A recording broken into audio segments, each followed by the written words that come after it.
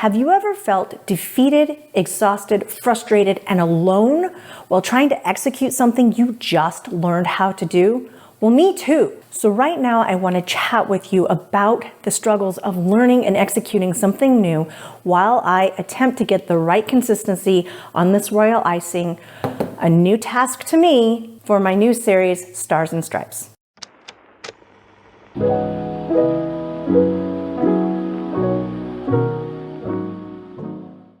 Take two. So I've got my royal icing here that I colored a couple of days ago. I've got my red and my blue. They're definitely nowhere near the color that I am really attempting to get. Now I did color it and then I threw it in the freezer for a couple days, and last night I pulled it out. Now over those 2 days, the color develops deeper than what it was originally when I first made the icing. Where I noticed the biggest shift in the coloring of the royal icing is actually from the time you apply it on your cookie to the time it dries. There is definitely a huge difference in the color of the icing from wet to dry. So I'm hoping that these come out a lot darker once they're dried. Now I noticed when I did the red, white, and blue series that I did with the heart shapes, what I attempted to show on camera, I was attempting to show, hey, this is what it looked like when I first did it, first mixed it, this is what it looked like the next day, 24 hours later, when I was ready to use it, and then I bagged it up, and a couple of hours later, I noticed that the color got actually a little bit darker, and I was wondering if that had to do with me having thrown it into the refrigerator overnight versus leaving it on the counter. And in this case, I actually threw it into the freezer because I knew it was going to be a couple of days before I could do anything with it. But herein lies that not knowing. You know, you're learning something new. You watch all the videos, the experts, the people that have been doing whatever it is you're learning. You watch them and they know what they're doing, and they really try to cover all bases with what is it that you're going to need to know to be able to do the thing, whatever the thing is. In this case, it's cookie decorating and royal icing, which every bit of cookie decorating hinges completely on the consistency of your royal icing. So then you go to make the thing, and then it doesn't quite do what you want it to do. So in the red, white, and blue series, the consistency of the royal icing never even got to stiff peaks, which is what I was going for in my mixer. It never even got there. And so I'm like, okay, well, let's just roll with it. And when I tried to thin down my royal icing, I thinned it and thinned it and thinned it and thinned it and thinned it. And while I wouldn't say that working wise, it was too thin for me to work with it, it definitely had some issues in its final product. The final product, I had tons of craters, which I wasn't really worried about trying to not have craters, but I definitely wasn't anticipating having all craters. I mean, all of the cookies were like, woo, woo, you know, wavy. They were delicious, but they were wavy. I originally thought maybe I oversaturated the colors, which just didn't make any sense to me because it never did get to when you think of a flag, you think of the colors on the flag, that is the color I was going for, finished product. And it never quite got there, but it was a lot darker than what it was when I put it on the cookie.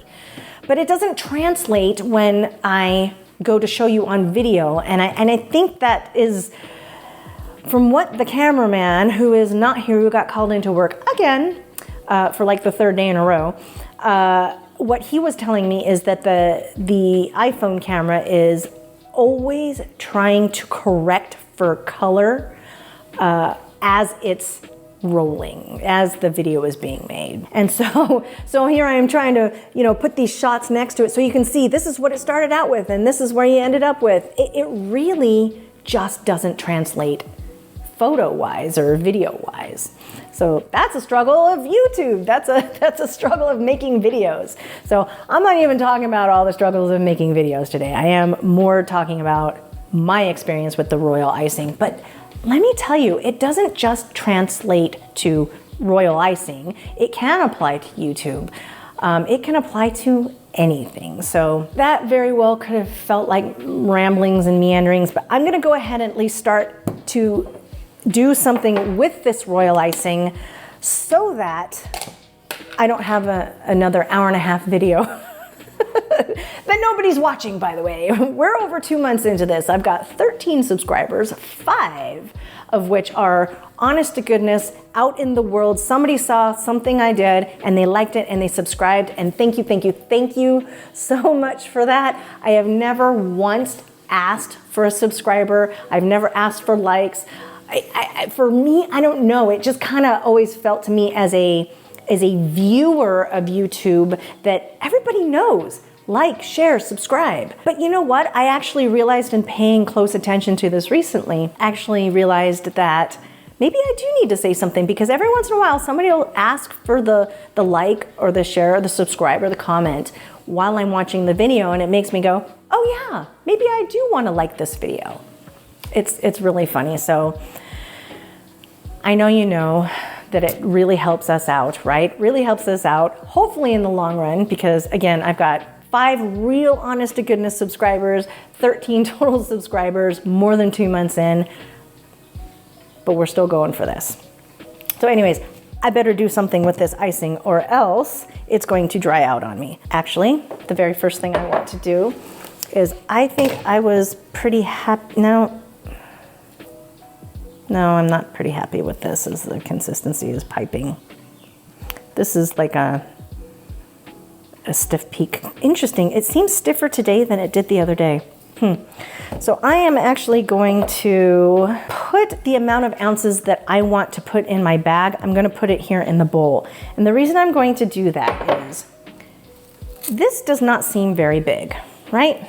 This seems like it would fit in my hand just fine. But actually, it would probably be more comfortable at about this much in the bag. And this doesn't seem like much at all. You'd think, oh, that's nothing. Well, it turns out it's 4.5 ounces. It's 125 grams. I prefer to use grams, even though I'm in Southern California. I find it easier to work with than the ounces. Yeah, I don't have to do a 0.48 ounces. Oh, well, that's almost 4.5. Like, I'd rather just do like, okay, what does 75 grams look like? So I'm actually going to measure out 75 grams of the royal icing. And the reason that you want it a little bit smaller is because you have more control over the bag as you're piping, as you're decorating, if there's less in the bag. If you're flooding, you could probably get away with a little bit more in the bag, but when you're doing detail work, like I'm gonna be doing in this series, which is highlighting the technique of laying down piping lines onto a cookie, which again, I'm very, very new at. So that's why I wanna make it a little bit smaller, and you don't really need a whole lot of icing when you're doing line work anyway. So hey, worst case scenario, I come and I make some more and go from there. But I'm gonna do 75 ounces. I'm gonna put a little more than 75 ounces in my bowl. So that's like 88 ounces that I just put in there. And I'm gonna do that, oh, it's 90.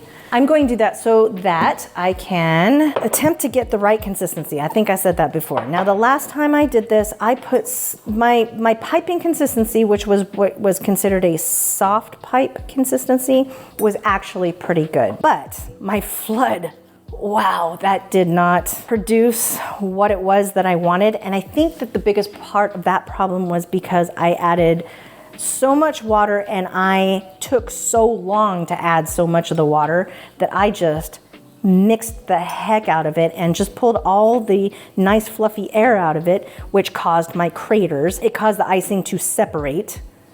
Okay, I'm gonna go with this as my soft peak piping consistency. Now, it looks like it might be a little softer than it was supposed to be because it's collapsing.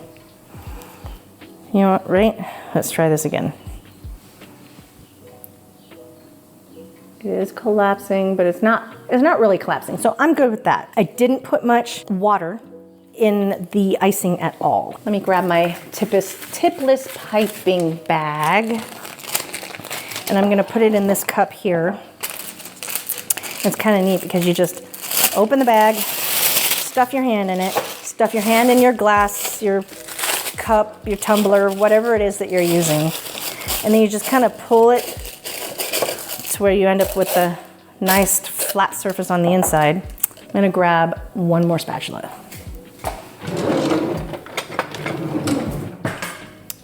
So I've got my other blue spatula. Let me get this into the bag here quickly. So, quickly. So I'm gonna try to blop it all in there in one go.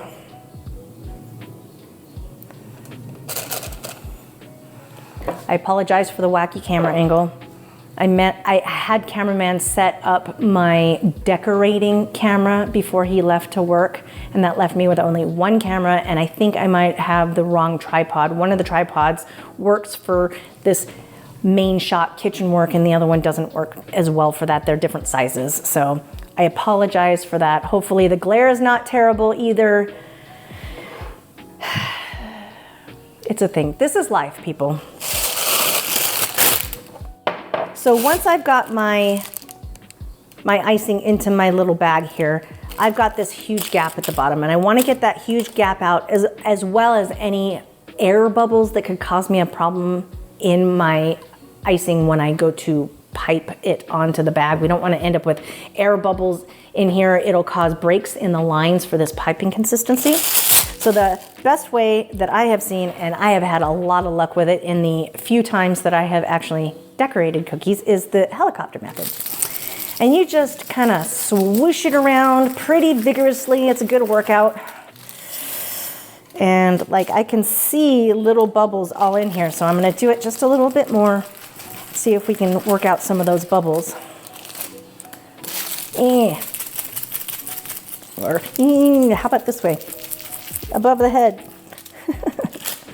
So I'm actually seeing less bubbles in it. Now what I do with, I'm probably the same color as my shirt now. Wow, I'm all warm. So what I do is I actually, on my piping consistencies, I always tie the bag. And I do that for a couple of reasons. One, it stops any icing from possibly going up out of the bag. Cut off this little piece here.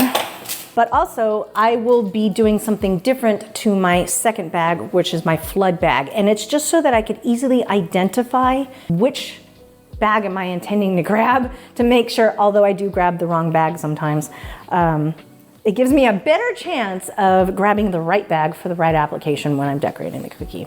Now I've got my scale here, and when I put the bowl onto the scale, I actually zero it out so that I'm starting with no weight in my bowl.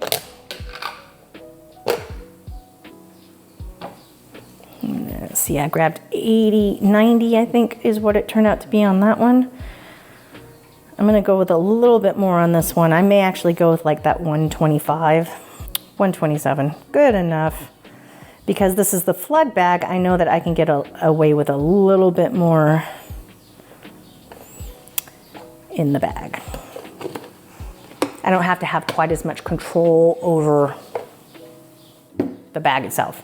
Now, I always make sure that I put my lid back on to my icing to ensure that it doesn't crust over and cause little bits that can also cause me problems, clogs up in my bag and whatnot. Now with this flood icing, I'm actually going for a thick flood today because I'm not doing any of the wet on wet technique. Just about everything is a nice flat flood layer, and then I'm going to pipe on top of that. So I will actually be making the cookies in 2 stages. And in one of my applications is actually 3 stages, but I'm gonna be doing at least 2 stages where I flood the cookie, and then I'm going to put it into my dehydrator for about 15 minutes and then pull it out, and then I'm gonna do the piping of the line work on top, and we're gonna see how that goes. So with this blue, I want a thick flood. Now I actually follow pretty closely the Graceful Baker. If you've never seen any of her videos and you're wanting to know how to get started, I find that she is, as far as what I'm looking for, the best resource out there for the starter. I think she does an excellent job of telling us what we need to do and how to do it, but she's been doing it for so long that we'll see her like have some struggles with some things here and there, but she already knows what to do with it, like just roll with it. She always says, I'm just convinced that you don't really get better at the decorating, you just get better at hiding your mistakes. And in the beginning, when you're learning how to do this, it's mistakes galore all the time, and you're left with like, meh, these cookies are, and for me, especially because, you know, I want to sell these cookies. I want to be able to feel confident in my product enough to be able to say, hey, you know what? I can make those and I can charge you for it and make money on this. I need to learn how to roll the punches, but I am so often left feeling like, you know, I don't know what to do here. I'm checking it right now. I'm going for what they call like a 20-second flood, where within about 20 seconds, the icing that is like over the top will kind of settle into itself. And with some help, it'll settle. And it is doing that, but I almost feel like it's still a little bit too thick. The thing is with your icing, how thick your icing is determines how quick it dries, right? So it kind of makes sense. When you have more water in something, it's going to take longer for that water to evaporate. You have less water in it, you're going to have a quicker time of it evaporating out. And when your icing is thinner, it takes longer to dry, and then it also has more time to be pulled down by the meringue powder and the powdered sugar in it. Like it weighs it down and makes more ability for the craters to happen, which I definitely had happen last time. Now, I think I'm gonna go just a little bit thinner. I just don't want to put anywhere near as much water in it and stir it and stir it and stir it. And just left feeling with like, what do I do? But let me tell you, it is amazing how the information we need shows up on our doorstep right when we need it. And in my feeling of being alone in learning something new, it was amazing to me when I opened up my YouTube, my personal YouTube. I have more than one YouTube account. I have the one that I use to make the videos, and then I have my personal account that I have used for years to watch videos. And on that other account, I found a video from Jess from Roots Refuge, who I absolutely love watching her channel. I don't know, maybe just a little bit more. And she has a video on there, which hopefully I'll remember to link it, because it was so relevant to exactly what it is that I experience here in my new learning. But she called it asking the dumb questions. She basically covers everything that it is that I am experiencing and trying to help on my channel to help others feel like they're not alone. But she addressed all of that. I am going to go with this. It may be too thick, we'll find out, right? Because I don't know what I'm doing. She addressed, wrong thing. Let me tell you, trying to get a point across while you're trying to learn and do something you just learned to do is a lot harder than it looks. Okay, so if you're not familiar with Roots and Refuge Farm, she is basically a gardening / homesteading channel. And she often will do vlogs where she just talks about the things that are on her mind, the things that she's encountered in life and her perspective on things. And I get a huge amount of value out of, the things that she talks about. And she's just so darn relatable. And I always sit there and think, I would like to know her. But, she's in like South Carolina or North Carolina, South Carolina. She's in one of the Carolinas, and I am in Southern California. She was talking about how she is learning how to knit, and in her learning how to knit, she seeks out these books and these videos and all these different things. And yet she's always left with what she calls these dumb questions. And I don't knit, so I can't remember exactly what she was saying. Hold on, please hold. This one I am using this little like elastic band, and I put it, I kind of twist the top of the bag, and then I tighten up this little band, and that encourages the icing to stay down at the bottom. You don't ever want to squeeze like this, because especially on these, it'll right out the top. Ask me how I know that one.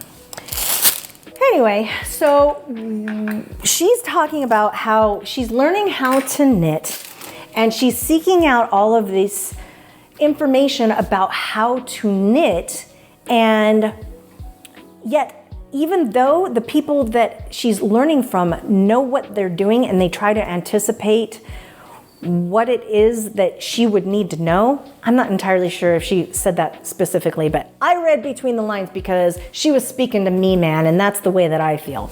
Anyway, so she was saying like, what do I do if I drop a stitch? Now, I'm not a knitter, so I don't exactly know what these things mean.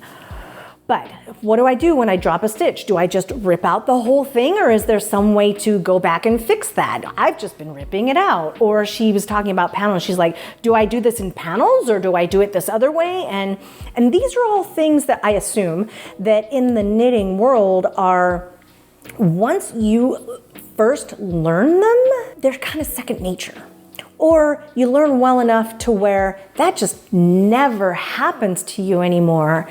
And so once you're an expert at something, you don't think twice about those things that were such a frustration and struggle and the dumb questions, so to speak, that you would ask when you first learned how to do it. But we all have these questions. We all have these questions when we're learning something new, and not being able to ask someone in this world of YouTube where we're not apprentices. We're not learning from someone in person most of the time. We're relying on this video and that video. And so then you have a question, and then you go and you scour video after video after video after video, attempting to learn the answer to the question it is that you're having. And turns out I do usually get the answer that I'm looking for when I go scouring. So in this case, after I did the For the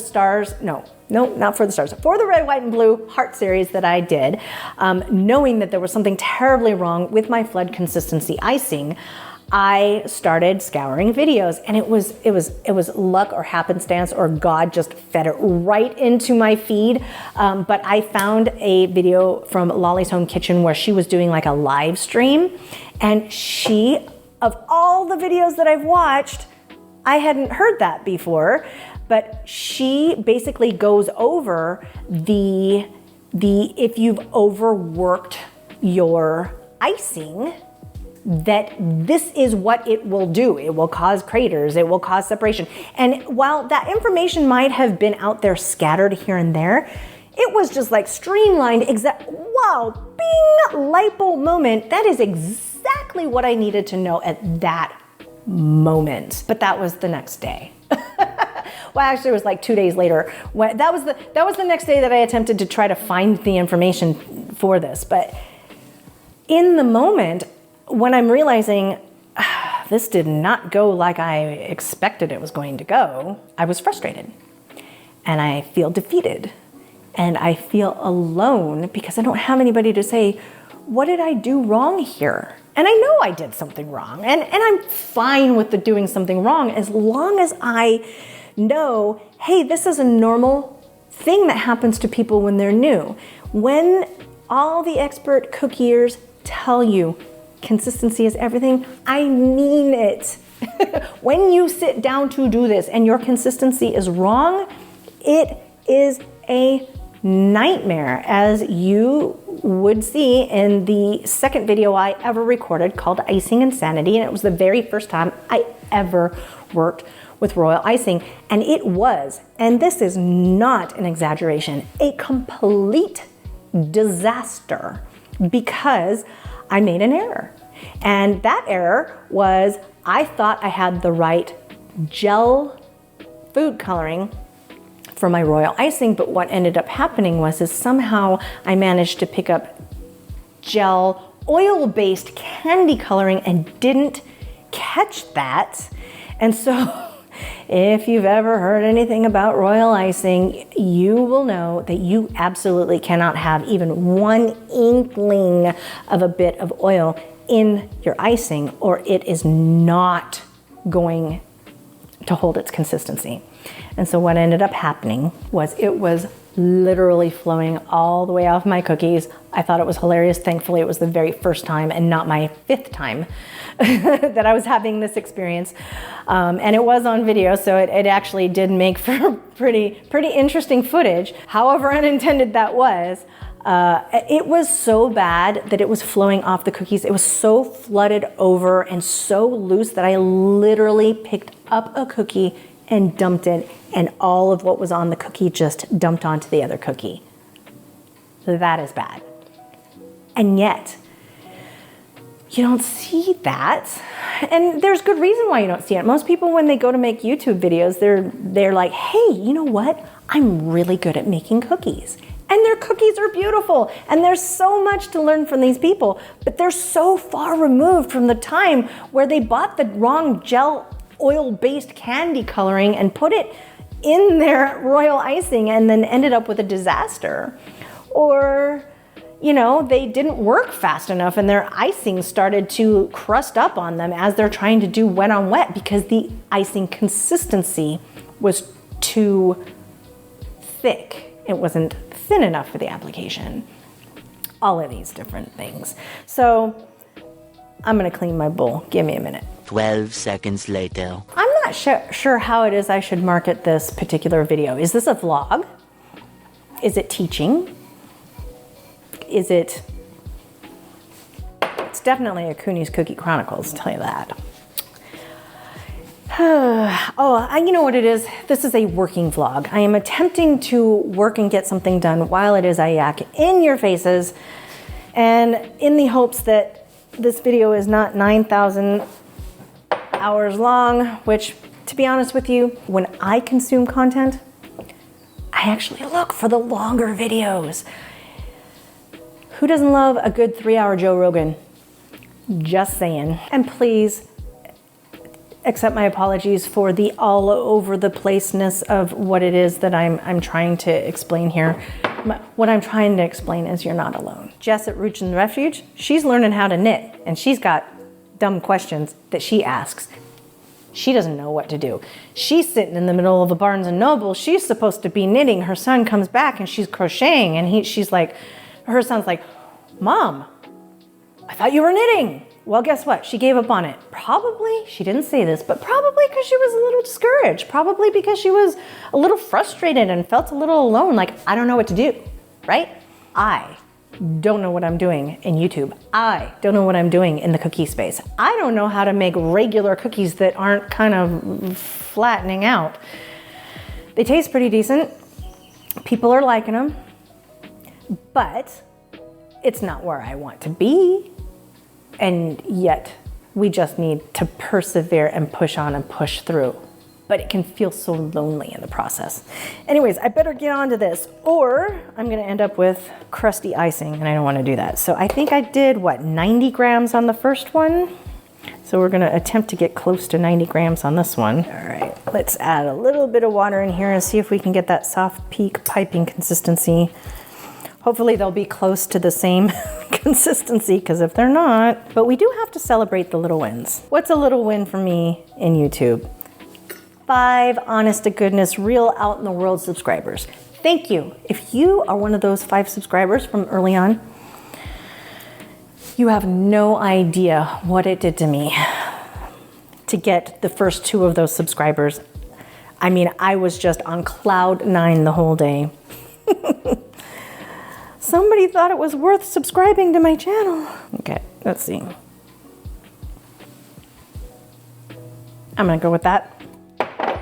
We're not over mixing this time. For the absolute best recommendation that I can give you for videos that I have watched about royal icing consistencies, please check out Grace over at The Graceful Baker. I will link her video again down in the description. I wanted to use a portion of her video in my video, but we just don't know what YouTube's gonna do with that, because YouTube will sift through the content and see if somebody else's video is in your video, and who knows what it is that they will do and try to cause problems. I mean, even Joe Rogan and somebody else, they were having problems with like some weird stuff going on with copyright infringement. So we definitely don't want to go there, but I definitely want to recommend to you her video on royal icing consistencies if you're brand new to cookie decorating. And I mean, you could get lost for hours and hours now. She got like 92 tutorials on there, and I have watched them all. Some of them 4 or 5 times. I'm just gonna put that out there. For my viewing enjoyment, her content is what she would call chef's kiss. You know where I'm supposed to be right now? I'm supposed to be at work. I guess you could kind of say I'm playing hooky-ish, because where I work, I drive a forklift, and it's very not busy right now. And so my boss was like, you want to take tomorrow off? And I'm like, I don't know. And it's Sunday, by the way. I don't know, do I want to take tomorrow off? And I said, no. And then I said, well, you know what? I've got these videos that I want to make. I've got the cookie decorating all ready to go. It's all in the freezer. So I thought, okay, maybe. So I filled out the form to use some hours, some vacation hours, paid time off hours. They keep changing the terms on us, but paid time off hours. And at the end of the day, I was like, I don't know, hold on to that form. If I don't show up in the morning, turn the form in. He's like, please don't show up. And I was like, what? He's like, I just don't have anything for you to do. So playing hooky, legally playing hooky today.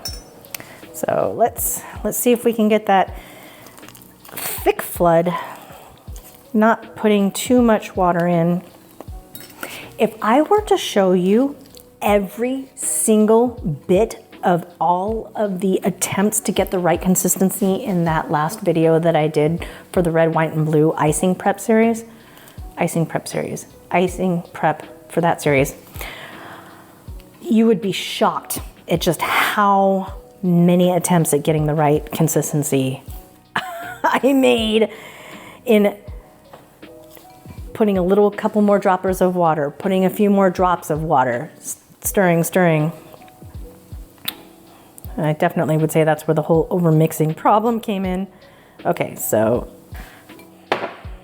shoot. I have completely forgotten exactly what my consistency is supposed to look like, and I don't have a phone handy to look it up.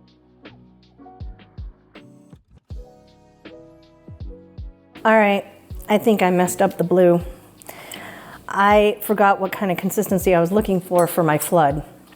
And I was looking for it to blob off the spoon, so I think I'm gonna have to do that one again, because it definitely was not blobbing off the spoon. Like it's getting there. Blobs off the spoon. Needs help settling. I think that is what we're going for. And I don't think that my blue did that. So I may need to put it back in and rebag it. Okay, round 2 of the blue. I'm gonna take it back out. I'm gonna cut the end off of it. I don't know what I'm doing. I'm gonna take it back out and I'm gonna check it and see if it does the blob that I'm looking for. So I just cut the end off, squeeze it all out. These tipless piping bags that I get them from Amazon. I know that the expert cookie people, they use bags from places like Truly Mad Plastics and Borderlands Bakery and whatnot, but I'm not there yet. Let's see what happens when I do this. will it blob off? Actually, I think that is the right consistency. So I opened it up for nothing, except to show you that it's okay. Open it up, waste a bag, take a couple of extra minutes to figure out what it is that you're doing to say, oh, did I do that right? I don't know, maybe. But hey, we can check it. So I'm gonna put it right back in again. 5 minutes of my life. It's okay. So our red and blue are down. Now we go to our white. So I'm going to finish off with this soft peak piping consistency, and then I'm going to do the thick flood, and then I will be back with you when it's all done. Okay, so this is probably a little out of order. I probably should have covered this in the beginning, but you may have noticed that on my channel and in these videos, I have a distinct lack of structure when I am not actually engaged in some process of making something in a recipe order. I don't know if I'll ever not be that way, but who knows? And who knows if I need to be that way? I don't know. So today in this video, I probably should tell you about the colors that I used to make my royal icing. I should probably also tell you that the royal icing that I made this time was different than the royal icing that I have attempted to make in the past. And I always use the word attempted because nothing has ever come out expert cookier status, cookie or royal icing. But for reference for you, if you are curious of what it is that I used, I did attempt the Graceful Bakers. I don't know, it's gonna look like I'm fangirling over her. I don't think I'm fangirling, I just really like what she has. And I know that she has courses, she has online courses to teach you the different ways and techniques of cookie decorating. So maybe check those out too if you're looking to learn in a more structured environment, more structured than what I can offer through my struggles and my defeat and my exhaustion and exasperation. And no, I'm really exhausted, but still. Anyway, so for the red, oh my gosh. Can anybody tell I'm in my late 40s and my brain stops working? Okay, so my brain stops working and then I get it started again. And this is how that goes.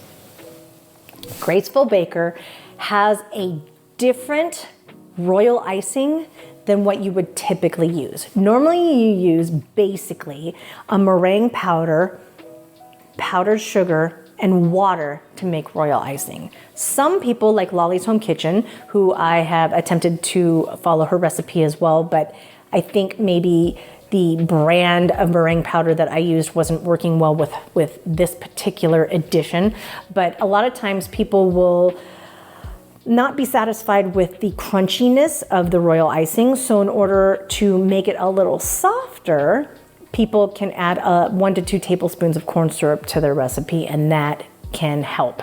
I didn't find that to be a help in the brand of meringue powder that I was using. The Graceful Baker, when she does her recipe, she's not worried about the soft bite that you get from adding corn syrup to the recipe. And so attempting to do her recipe this time, I did not add the corn syrup, and so my consistency came out a little bit better to begin with. But she has this little twist that I am super excited to try because I love tangy things. And instead of using water in her recipe for royal icing, she uses lemon juice. So I attempted that this time. I have not tried it. I'm waiting until I have a finished dry cookie to try it to see how it tastes. So I did that. I used a brand this time for my royal icing. Gosh, I can't think of what's Bakety Bake Batch or something like that. My new cookie friend gave me a sample of what she had on hand. She said that this one also does have a little bit of a soft bite to it, so we'll see how that goes. But color-wise, for my red, I used Chef Master Super Red. Now, it doesn't look as super red as it did the last time I made it. I probably put a little bit less. I'm super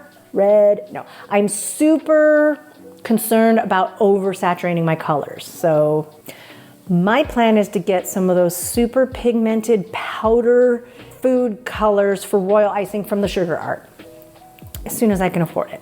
So I really want to experiment with that because I hear that you can put a little bit and you get nice, super saturated colors without them being oversaturated. So Chef Master Super Red also works really great for red velvet cookies, just so you know. I make those, they're delicious. This works great on Amazon. It's not that expensive. For my white, and yes, I am putting white food gel into my royal icing. You would think it's white. Why do you need to put food gel? Well, there's a couple of reasons. One, it basically will even out the kind of royal icing drying time, so to speak, amongst your different consistencies and your different colors, because it now has some gel food coloring in it. So it kind of like evens the playing field, so to speak. And then it also, what else does it do? Oh, it also helps, I believe it also helps with color bleed. And so if you have, I'm guessing if you have some gel color in your white, then the susceptibility of the white taking on the color next to it might be reduced because you already have a gel product in your icing. That's my guess. I hope that's right. So anyways, this is Americolor and this is bright white. And I also got this on Amazon. And then I also changed the blue. Last time the blue that I used was Anne Clark Royal Blue. And I was looking for the Royal Blue Chef Master, but I didn't find it on Amazon, but I did find this navy blue. And it is a little bit of a different tone. It's definitely got more of a grayish tone to it than the Royal Blue did.